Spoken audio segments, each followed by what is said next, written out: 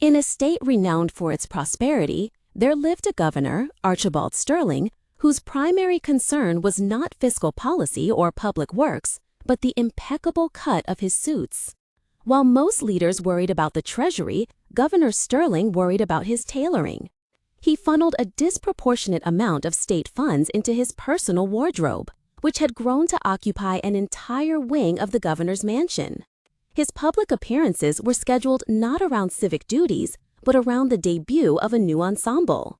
He was rarely in the council chambers, but a permanent fixture in his fitting room. Consequently, the people of the state were governed by a competent but perpetually stressed council that handled the actual affairs of government. This arrangement, surprisingly, worked. The council, led by the sagacious and experienced chief of staff, Arthur Vance, understood the nuances of governance far better than the governor himself. The state ran smoothly, a well-oiled machine whose figurehead was more interested in pinstripes than policy. This delicate balance persisted until a fateful afternoon when two men, brothers named Finn and Silas, arrived at the mansion. They presented themselves as avant-garde textile artisans, masters of a revolutionary craft. They were, in truth, masterful con artists. When word of their arrival reached the governor, he immediately canceled a meeting on healthcare reform to grant them an audience. "Esteemed Governor Sterling," Finn began, his voice smooth as silk, "we have traveled across this great state and have been captivated by the tales of your unparalleled style." "You have?" the governor said, preening. It pleased him immensely that his sartorial reputation preceded him. "Indeed," Silas chimed in, "and it inspired us. We want to create an ensemble for you that will not just be known in this state, but will echo across the globe, a suit that will define your legacy." "The whole world?" Sterling mused, his eyes gleaming. "A legacy suit." He glanced at his council members, who stood by looking deeply skeptical. "Imagine the prestige. When other governors see me in such a garment, they will understand the sheer power and sophistication of our state. It would be a diplomatic masterstroke." "But it's not just about beauty, Governor," Finn added, leaning in conspiratorially. "The fabric is unique. It possesses a special quality. It is woven from a thread so fine, so advanced that it is completely invisible to anyone who is incompetent at their job or irredeemably foolish." The governor's smile widened. This was beyond brilliant. Not only would this suit cement his fame, but it would also be the perfect tool to root out any deadweight in his administration. He could finally see who was truly worthy of their position. "We must begin at once," Sterling declared. "Tell me, what do you require to weave this magnificent cloth?"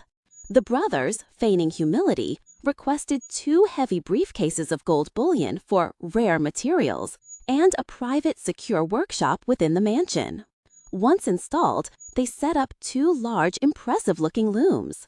Then they promptly stashed the gold in their own luggage and began their great deception. They made a great show of working, their hands flying through the air, the empty machines clacking and whirring, producing absolutely nothing. They were merely pretending, weaving a tapestry of pure deceit. A few days later, while admiring a new cashmere overcoat, the governor had an idea. He would send a member of his council to inspect the weaver's progress. It was the perfect opportunity to test the fabric's magical properties and his own staff. He chose his oldest, most trusted advisor, the chief of staff, Arthur Vance. Vance, a man of 40 years in public service, was confident he would see the garment without issue. But when he entered the workshop, his heart sank. He saw 2 empty looms and the 2 brothers orchestrating a frantic pantomime of labor. "My God," he thought, a cold sweat breaking on his brow. "Does this mean I'm a fool? After all these years, am I unfit for my position?" "Mr. Vance," Finn called out, halting his imaginary work, "thank you for visiting. Come closer, please. You must appreciate the intricate detail." Vance shuffled forward, his eyes darting over the empty space where a bolt of fabric should have been. He squinted and pretended to examine the non-existent threads. "Tell us," Silas prompted, "are the colors not breathtaking? We've developed a chromatic spectrum that shifts with the ambient light. And the pattern, what are your thoughts?" They bombarded him with a torrent of technical jargon, speaking of tensile strengths and ethereal hues. Vance, terrified of being exposed as an incompetent old man, nodded along eagerly. Yes, it's magnificent," he stammered. "Truly beautiful." He didn't want them to suspect his lie, so he even asked for the specific names of the colors they described, so he could report back to the governor accurately. "Oh, and before you depart," Silas added casually, "we've nearly exhausted the initial supply of raw filaments. We'll require another infusion of gold to continue." Vance delivered the glowing report to Governor Sterling, who was delighted that his most senior councilman had passed the test. The governor immediately authorized another payment to the duplicitous brothers, who happily added it to their growing hoard. A few days later, the governor dispatched his youngest advisor, a sharp, ambitious man named Ethan Reed. Ethan, like Vance, entered the workshop full of confidence. And like Vance, he was met with the soul-crushing sight of nothingness. Panic seized him. "If I admit I can't see it," he reasoned frantically, "my career is over. Sterling will fire me for being an incompetent fool." So Ethan did the opposite. He stared at the empty looms for a long moment before erupting in loud, effusive praise. He spoke of the garment's disruptive innovation and paradigm-shifting aesthetic. He vowed to tell everyone in the capital about the masterpiece being created. The weavers, playing their parts perfectly, asked them numerous questions to ensure the final product was flawless before politely requesting more gold. Ethan's enthusiastic news spread like wildfire. Everyone in the political circle was soon chattering about the magic suit.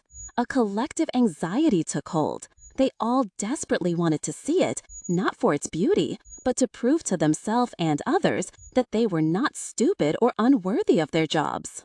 Finally, the governor could no longer contain his own curiosity. He announced he would inspect the suit himself. He arrived at the workshop with his entire senior council in tow, and, of course, they all stared at 2 empty looms. But in the presence of the governor, no one dared to breathe a word. Governor Sterling was profoundly shocked. He saw nothing, absolutely nothing. "Can it be?" he thought, his mind reeling. "Am I a bad governor, a fraud?" It seemed impossible. He had always been a good governor, hadn't he? Then again, his council had always handled the tedious details of actual governance. His job was to be the image of perfection, to embody the state's success. Perhaps that is the true job of a governor. To choose a strong council to do the work while I inspire the people. He knew he could never speak of his inability to see the clothes. The people would think him a failure. So, with the conviction of a man saving his own skin, the governor declared, "It is absolutely wonderful, beyond my wildest dreams." He promised the weavers as much gold as they needed to complete their historic task. His council immediately burst into a chorus of relieved agreement, laughing and pointing out the beautiful colors they couldn't see. To hear them talk, one would think the suit was a shimmering rainbow of black, white, red, green, yellow, orange, blue, purple, and gold. Yes, you have done an excellent job," the governor said, swelling with false pride. "I have decided we must hold a grand procession through the city. We will show this magnificent new suit to all the people. And afterward, as a reward for your genius, you shall both be knighted." The lying brothers' jaws dropped. "Knighted?" they whispered to each other. "This fool is too kind." The night before the procession was a flurry of activity. The weavers did not sleep, putting on a grand performance of working all night on their empty machines. They made a great show of taking the finished clothes off the looms, cutting the air with enormous scissors, and sewing invisible seams with invisible needles. In the morning, they came to the governor's chambers to dress him. "Here are your new trousers, Your Excellency," they said, miming the act of helping him into them. "Here is your new scarf, Your Excellency," they intoned, draping nothing over his shoulders. "And here is your new shirt, Your Excellency," they finished, smoothing down his bare chest. "The fabric is so light, you will barely feel you are wearing anything," Finn explained. "It is as light as air itself," the governor exclaimed, feeling the profound weight of nothing at all. The weavers led the naked governor to a full-length mirror. He stood there, completely exposed, while they circled him, adjusting an invisible lapel here, straightening an imaginary cuff there, all the while murmuring about how distinguished and powerful he looked. The procession began. The streets were lined with thousands of citizens, all craning their necks to get a glimpse of the governor's famous new clothes. Of course, there was nothing to see, but no one wanted to be the one to admit it. To do so would be to declare oneself a fool in front of the entire city. So a collective lie rippled through the crowd. "Oh, how wonderful he looks! The colors are divine! Such exquisite craftsmanship!" The charade continued until a small girl, perched on her father's shoulders, saw the governor pass by. She couldn't understand what all the fuss was about. In her innocent, unfiltered honesty, she pointed and shouted, "But he's naked! The governor is naked!" The words, sharp and true, cut through the thick haze of pretense. A hush fell, quickly replaced by a wave of whispers. "The child said he's naked. He doesn't have any clothes on." The whispers grew into murmurs, and the murmurs erupted into laughter. Soon, the entire city was roaring with the simple, undeniable truth. The governor is naked! A flush of deep, burning humiliation crept up Sterling's neck. But even then, his pride would not let him relent. "It does not matter," he thought fiercely, marching forward with his head held high. "These people are simpletons. I knew that already. The suit is simply too advanced for them.